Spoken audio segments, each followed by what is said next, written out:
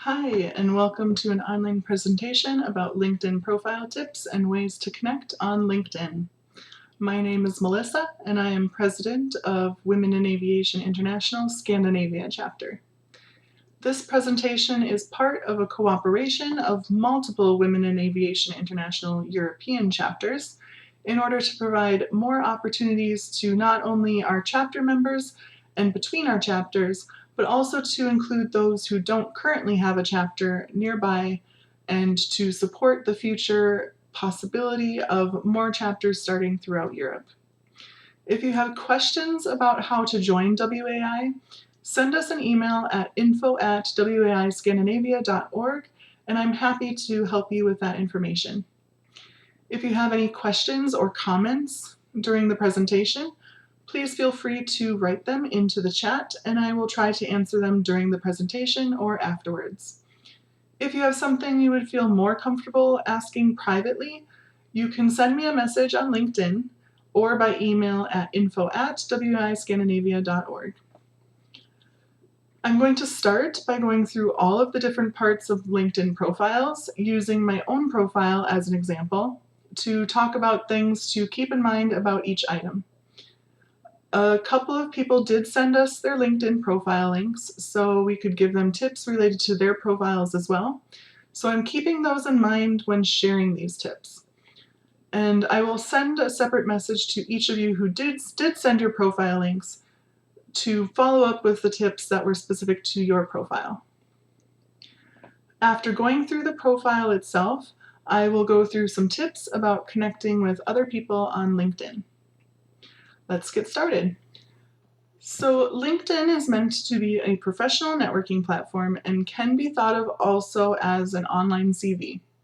If you want to use it as a way for recruiters to be able to find you or for potential networking, it's best if you go into your profile settings and set your profile to be open even to those who are not connections already. You do this by clicking on the Me section and then Settings and Privacy, and then choosing Visibility. You go into each part and just tell it which settings you want to have to see who can view it, if it's just your connections or anyone on LinkedIn.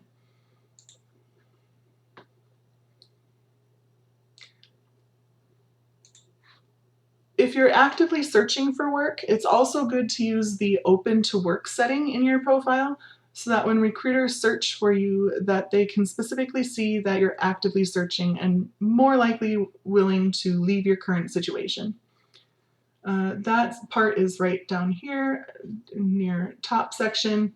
You can edit different job titles you might be interested in, on-site locations, remote, types of jobs, but the important part is if you click this down arrow, you can tell it if you want to include the open to work green banner on your profile picture, which tells everyone that you are looking for work. This will include anyone from your company who will be able to see this if you're currently working. However, if you don't want people just everyone knowing that you're looking for work, you can also set it to recruiters only, and then people who are using LinkedIn Recruiter are the only ones that will see the specific open to work information. And they do try to make sure that people who are recruiters at your current company don't see this. But it's not guaranteed, of course, but it's more likely that it'll work. Keep in mind also, though, that not all companies use LinkedIn Recruiter. It is quite an expensive tool to use, so they not all companies use this tool.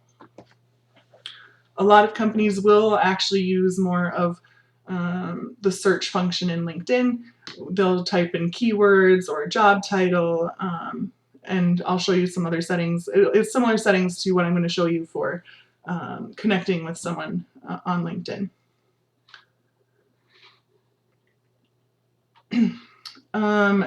Consider editing your profile URL to something easy to remember and professional related so that when you send the link to someone or put it in your CV, it's easy to look at and easy to work with. Most people use their name in some way. I use my user handle that I use with a lot of things, including a personal email. It's still aviation specific, but I use that because there's quite a lot of, people with at least my maiden name. There's quite a lot of people, and it makes it easier to have something specific to myself. You can edit your public profile URL in this top right box on LinkedIn. In that same section, you can also utilize a feature that a lot of people haven't realized is possible to have, and it's to have your profile in multiple languages so that you can avoid double languages throughout your profile and extra text in your profile. If you live somewhere that you might be applying for jobs in multiple languages, it can be good to set this up. For instance, I'm an American living in Sweden and potentially open to moving to another European country. I do speak Swedish in addition to English, so I do apply to jobs in both languages. So I have mine in English and in Swedish. When people visit your profile, it will show to them either in the language that they have set as their default language on LinkedIn, if you have that language, or it will show as your default language that you have set. So for instance, if someone comes to my profile and their LinkedIn default language is set to Swedish, it will come up as Swedish for them. If they have their profile set to English, it will come up as English.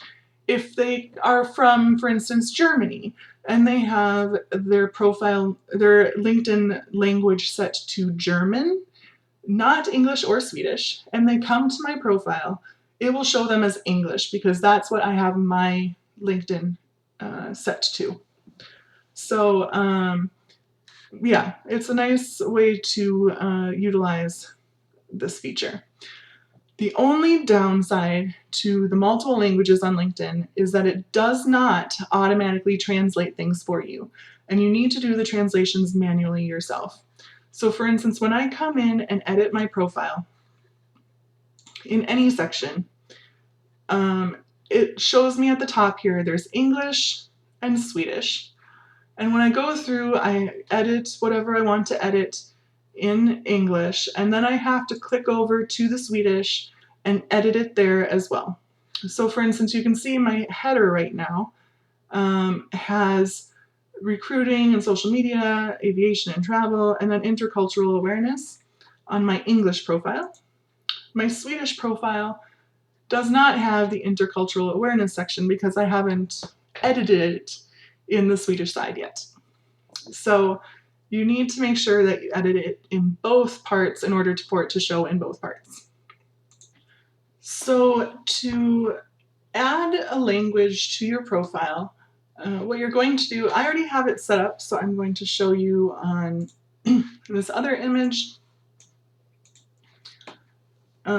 You go to add profile in another language, and then you're just going to select which language you want to add, and then it will give you the option. And afterwards, then it'll show up like on mine, where you can click between the two to see yourself which one it is. And also, I believe that people who are visiting your profile can still do this as well, where they can click between the two. Then we have the header image. There's generic options available on LinkedIn, but it looks nicer when you can do something more personalized according to the industry you are in or want to work in. You can find options via places like Google or Canva using search terms such as LinkedIn background photo or LinkedIn cover photo aviation. You can use a search term according to what you're looking for. So that's how I found my cover image.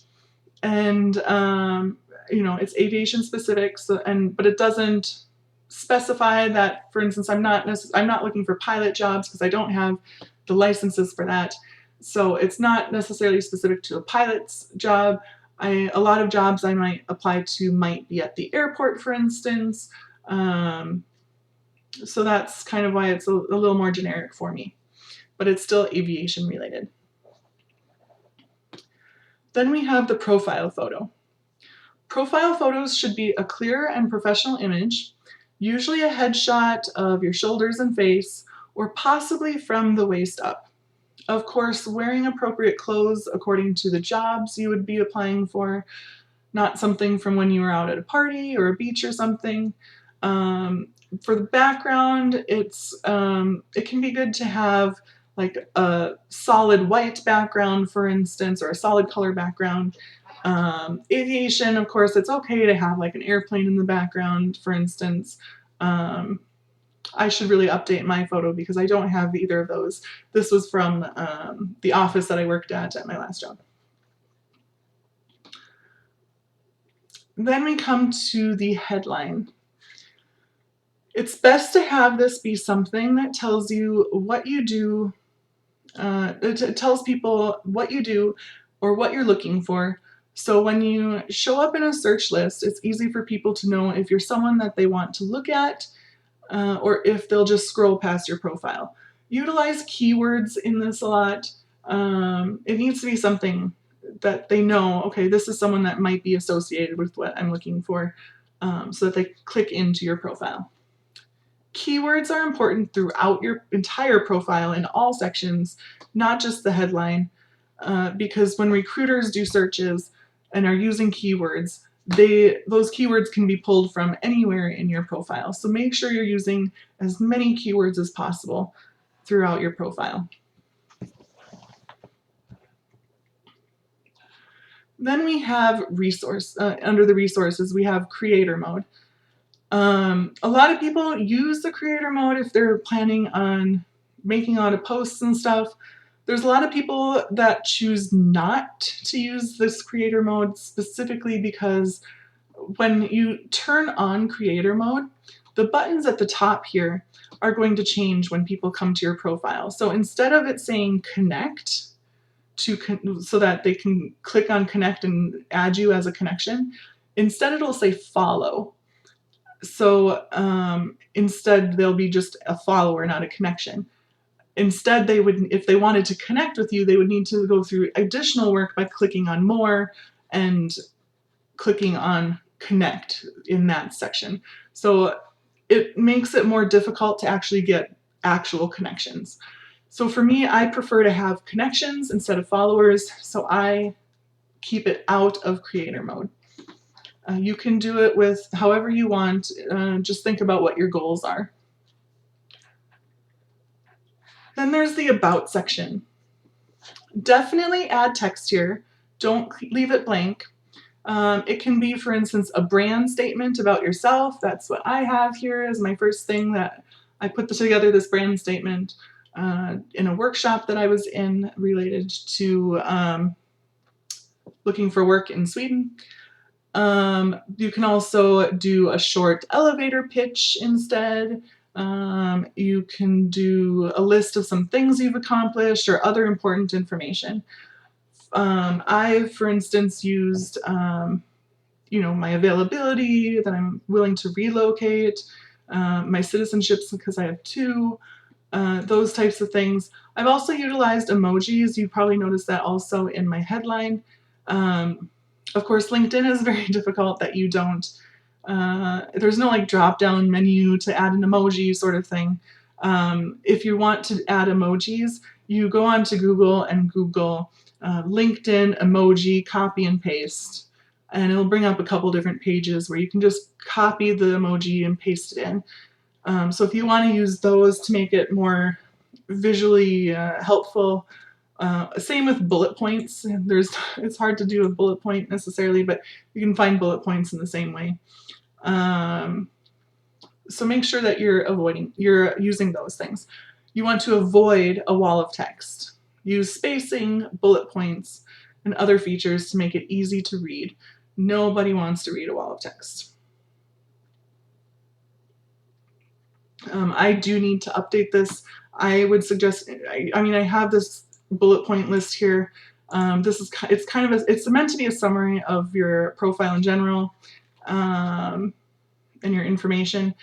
It would be good to, do, for instance, accomplishments and things like that, especially up in here. But make sure it's just easy to read through. Then you have your activity. Make sure you go in and look at how active you are on LinkedIn, because the LinkedIn page looks at this for their algorithm to determine how much they show your own posts to other people and things like that. So try to remain active, even if you're not really doing a lot. That's been something that's been hard for me. I was on maternity leave and I wasn't really active because I had so much other stuff going on. But I still tried to, when I was sitting waiting for something to microwave, or when whatever it is, I was trying to scroll through LinkedIn and like posts at the very minimum, so that it wasn't that I went completely silent on LinkedIn. It did still hurt my numbers quite a lot, and I need to work on that again, but make sure you're remaining active. Like posts, comment on posts. It's better to comment on a post than to just like it. Anything that you do where there's text involved will be a better push than just liking something. So commenting on other people's posts, making your own posts, sharing posts does help, but it's always best to have your own text as much as possible. So if you're wanting to just share a post, when you do repost, click on repost with your thoughts, not just repost, so that you can write a little something to make it's just to help the algorithm to make it so that it's something that they think that might be interesting still.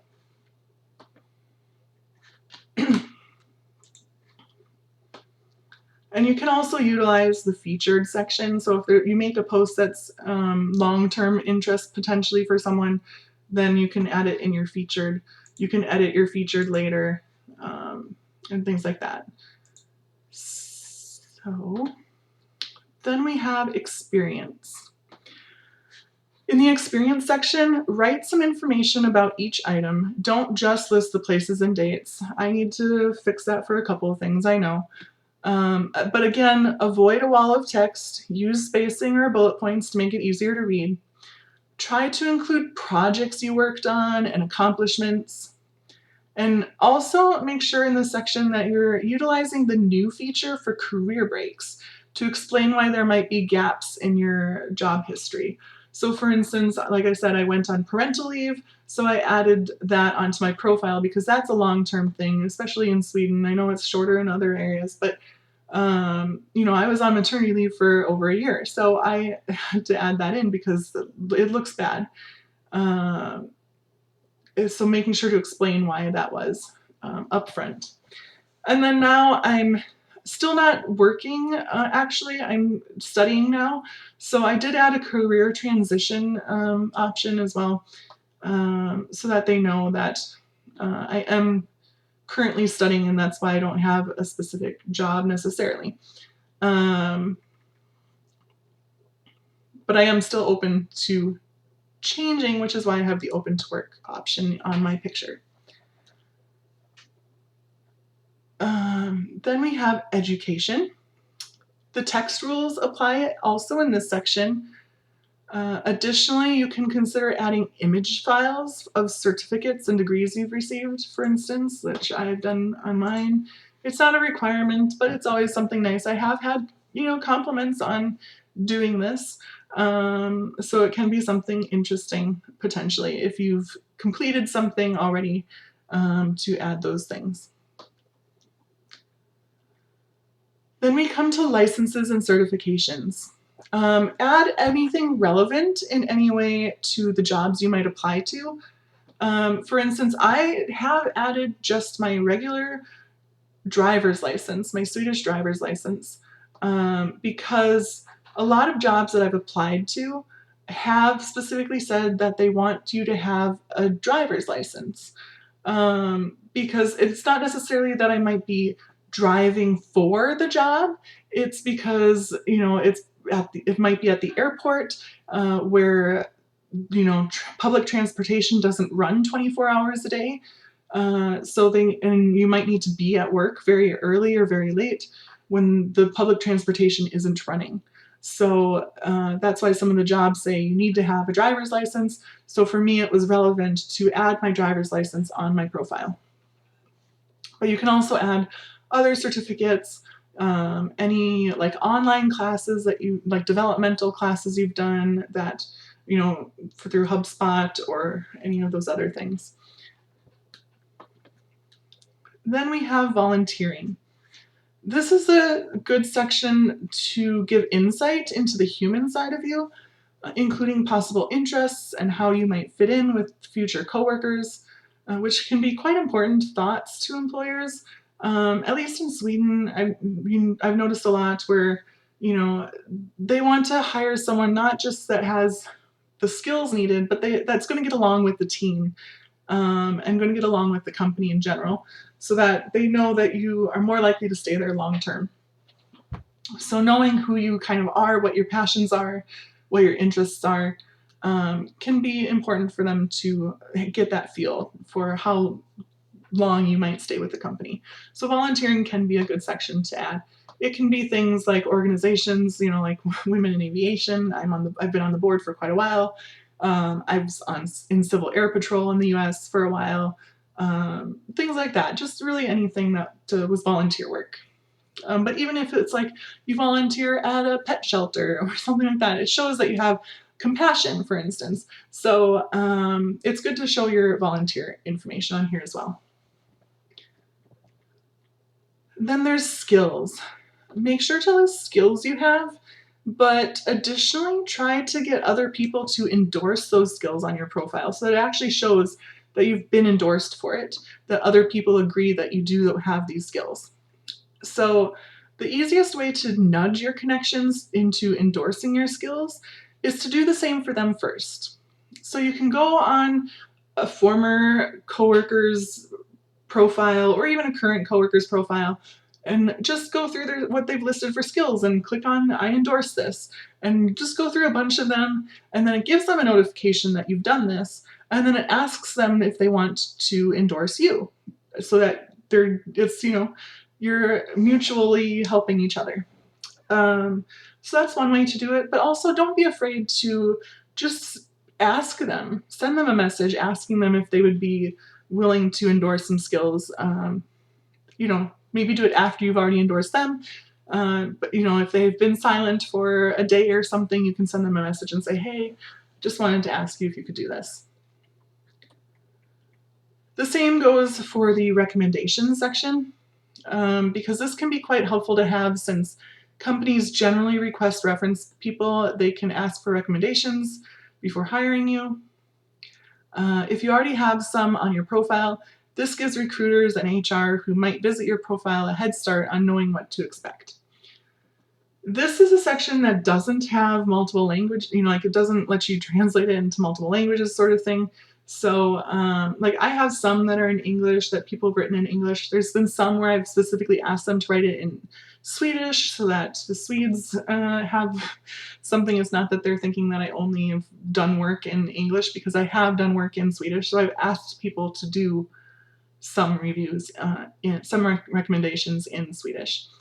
So if you're asking someone for a recommendation and you think it might be relevant to have them do it in a specific language because, for instance, that's the language you used at that office or something, then make sure you tell them, can you please write this in English? Can you please write it in Swedish, or whatever the language is? And again, always keep in mind keywords. Always, when you ask for recommendations, don't hesitate to ask them to make sure to mention certain things, for instance. Courses.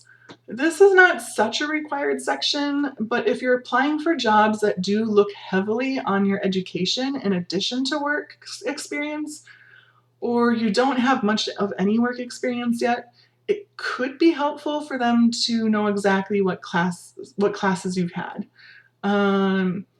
So for me, I've added it because I have such a wide range of such a variety of classes that I've taken and different degrees that I have, that it felt for me that it made sense to specify what classes I've done, so that people have a better idea how I can fit in with different jobs that I'm applying to, since I'm applying to so many, kind of a wide range of types of jobs as well.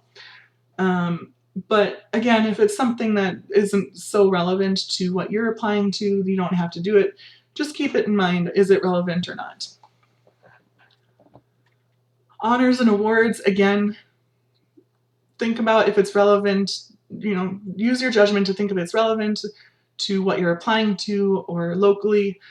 For instance, the US does heavily like seeing things like this, but it may not be so important here in Sweden. It's also dependent on what type of award it was. Like if it was an aviation specific award, I would for sure mention it on here for myself. The one that I have on here isn't necessarily specific to anything. It's not important, but I just added it for the sake of adding it. Languages, of course, it's good to list your language skills here, especially if you're an immigrant in the country you're living in, or applying to jobs outside the country, or if you have a job that an additional language can be useful in and it could give you an advantage. So I've applied for quite a few jobs where it says like you need to have at least a Scandinavian language and English. And that's pretty common here. It might not be so common in wherever you're going, but yeah, think of what types of jobs you are applying to and if that's helpful. I have German listed as well. I had German before Swedish. I've lost a fair amount of my German, but I still have it listed because there is quite a lot that I still understand when someone speaks German, for instance. And it is something that I want to work on bringing back my skills on. And then there's the interests section. This section can also be good for showing people the more human side of you or what you're looking for.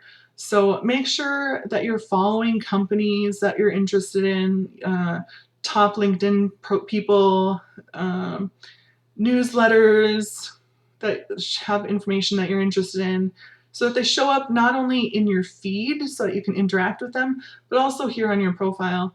But when it shows up in your feed, it makes it a lot easier to like and share posts and thus get the algorithm to see that you're active and show you to more people. Also join groups as well that are relevant to your industry, but also local networking groups. Don't only focus on the industry groups, because networking can be quite important as well, even with non-specific to your industry people. And I'll go into that a little bit in a minute. There are some other sections you can consider to add as well. You have to kind of make your own discretion on if it's important or not. I've done all of the core ones, and I've done the recommended ones as well. Under the additional ones, there's, for instance, publications, if you've been published anywhere of some sort of article, projects, test scores, causes.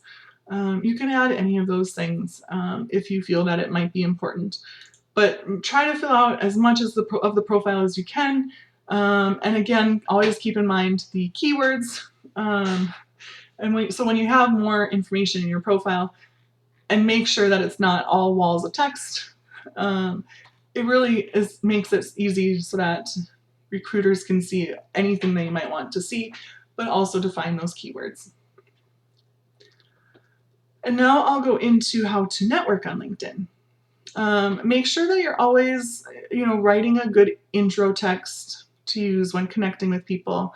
You'll need a text for each situation you're in, but you can try to write something that you could use for more than one specific person. It is nice when you personalize things, when you have a chance to do that, but in some situations, you can use a more general text that you, just over and over again. So for instance, on networking threads, you can search for networking thread in this search bar and then click on posts. And that will bring up any posts that mention networking thread. If you're living in a country that it isn't native in English, like the language isn't English, also find out what it is in your local language. So I always do it usually in Swedish instead of English. And there's quite a few more. There are quite a few in Swedish actually. But for purposes of this, I'm doing it in English. Sometimes people will respond, sometimes just open to connect. And one thing to know about these networking threads is that it's obviously not specific to an industry. This is more for people who want to build numbers, build their network in general. And this can be really good because you never know who might know someone that could help you. So never be afraid, never forget or leave out people that aren't already specifically in your industry. Network with people outside your industry as well, because you never know who might have a connection that could be useful to you. And I will tell you a story about that in a minute, but you can go on these networking threads, build your connection base, especially if you don't have very many connections. This is very useful to build some numbers.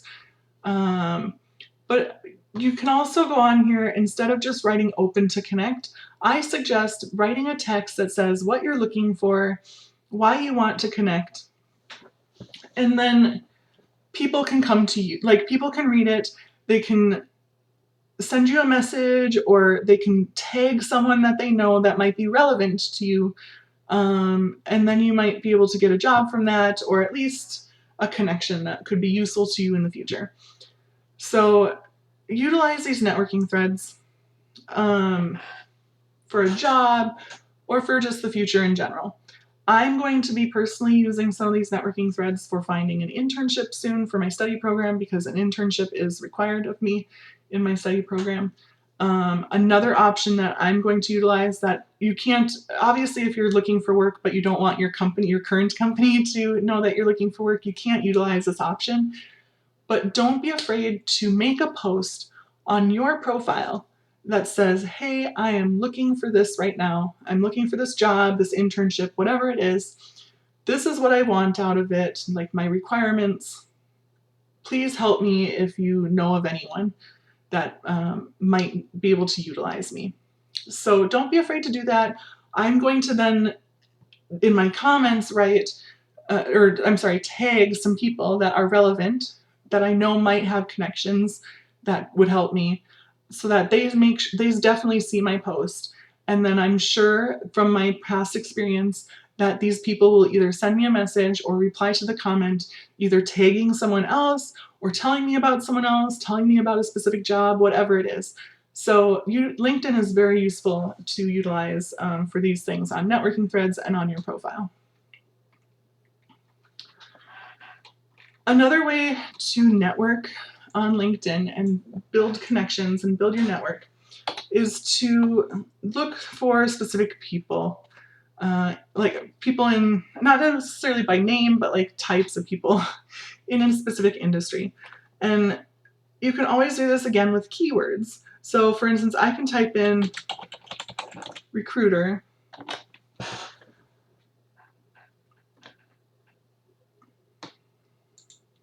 change it to people, and then make sure you use your filters. I can, for instance, for this sake of this one, I'll do Sweden. There's industries. For those of you looking for aviation specific work, if you haven't used this feature before, just so you know, there's at least 2 industries that list aviation. So don't just pick one. If you type in aviation, it will bring up both of them. And I would suggest adding both.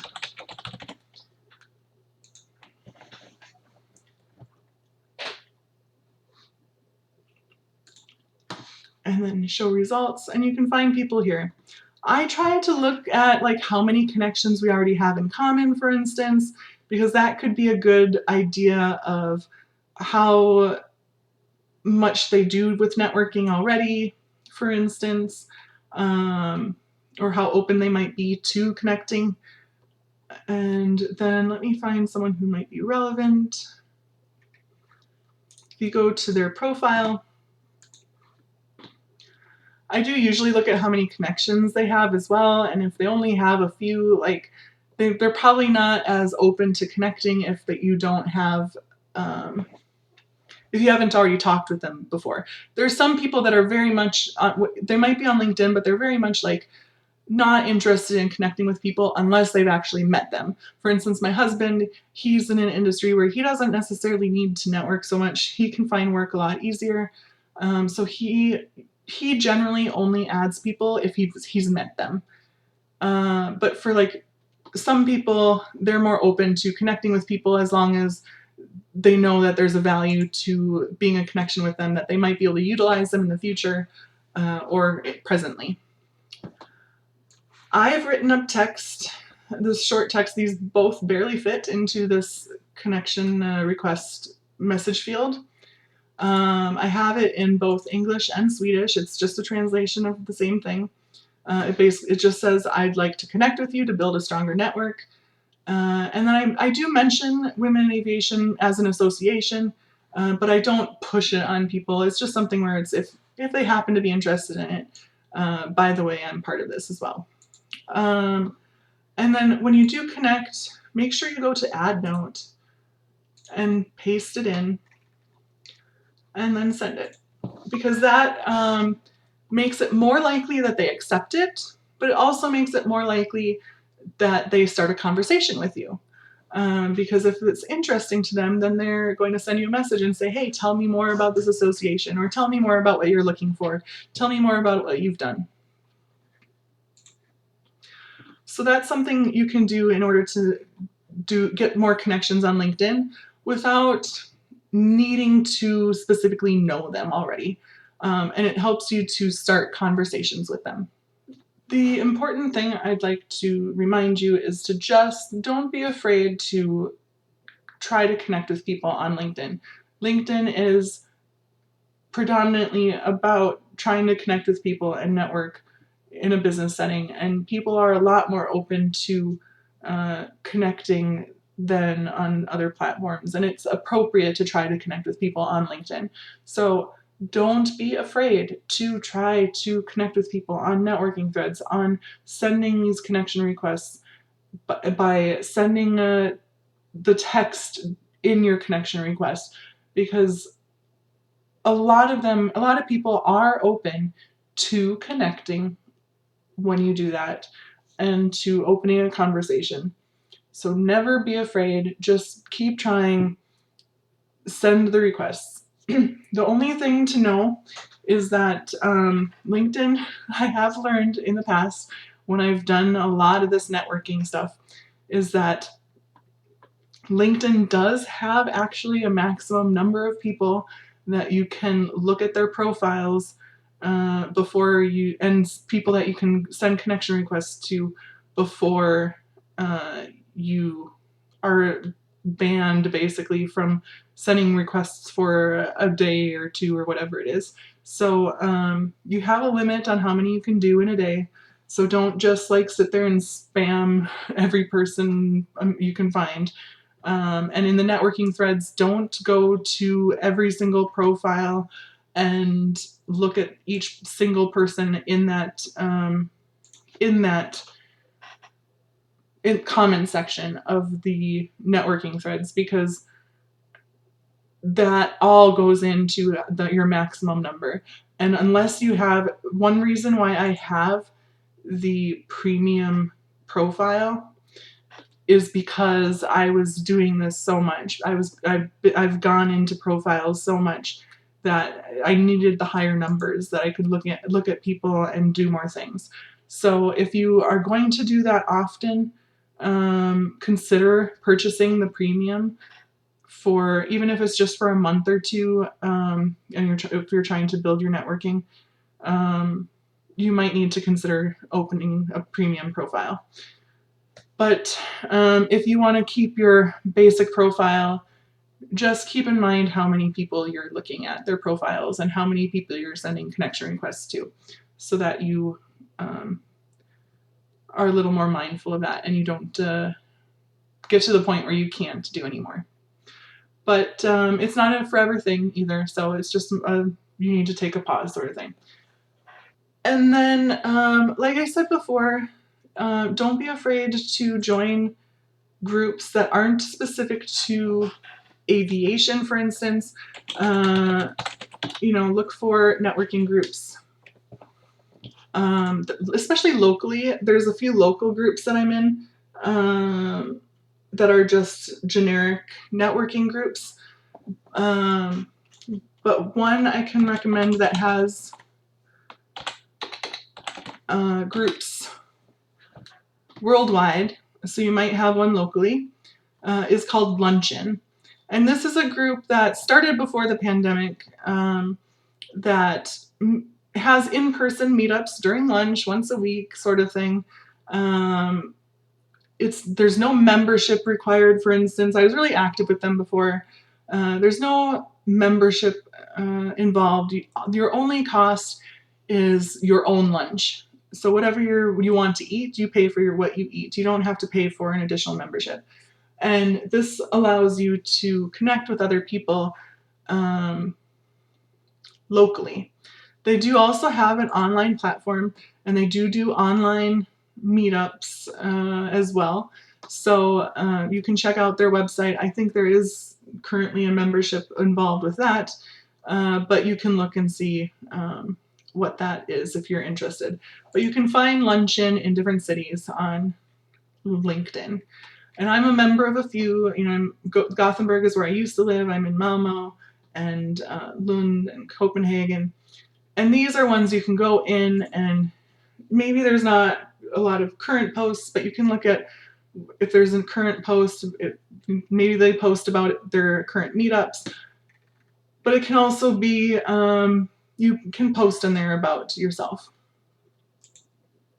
So I recommend that.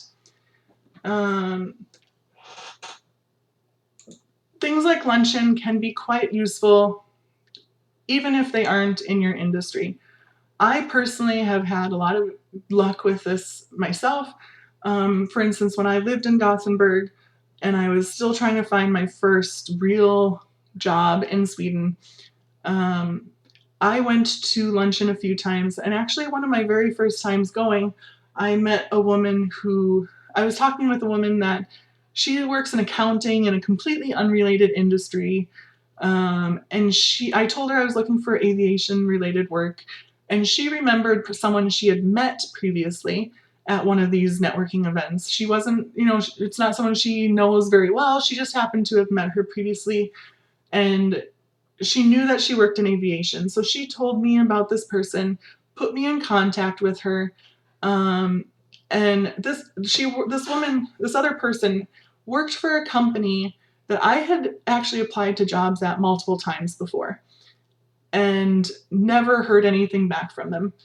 But when I had that connection then I applied. She told me to apply again, and I was called in for an interview, and I got the job. So even though aviation feels like something that you really need to find aviation-specific people, don't rule out these networking things that aren't aviation-specific, because you never know who might know someone in aviation, in even a company that you're interested in working at. So always take advantage of any networking opportunity that you can. So I'm going to see if there's been any questions or comments in the chat. I haven't seen anything specific come up, so I think we might be done. Again, if you have any questions or comments, that come up later, don't hesitate to send them to me on LinkedIn. You're welcome to connect with me on LinkedIn as well. Or you can email them to me at info@waiscandinavia.org. I would like to also let you know, if you haven't already, make sure that you can go to our website and you can subscribe to our newsletter for updates. You can follow our social media pages as well. And if you haven't seen already and you're interested, we have a WAI European conference that is happening June 30th to July 1st in Barcelona. Next year we plan to host it here in Scandinavia, in Copenhagen probably. If you're interested in going to the Barcelona one, or if your company might be interested in sponsoring or becoming an exhibitor, you can go to waiec.net and you can purchase tickets here. You can get some information. Information's being added as time goes on, as we get more speakers and everything. But you can buy tickets, you can find information. Keep in mind also that there's a 10% early bird discount on all tickets and sponsor packs if you purchase before April 15th. So if you're planning on going, make sure you purchase your tickets early for that discount. If you have any other questions, please don't hesitate to send me an email. And we hope to see you on more future online activities in the future. If you have any ideas for future activities that you'd like, you can also send us an email to give us those ideas. Again, the email address is info@waiscandinavia.org. Thank you for coming today.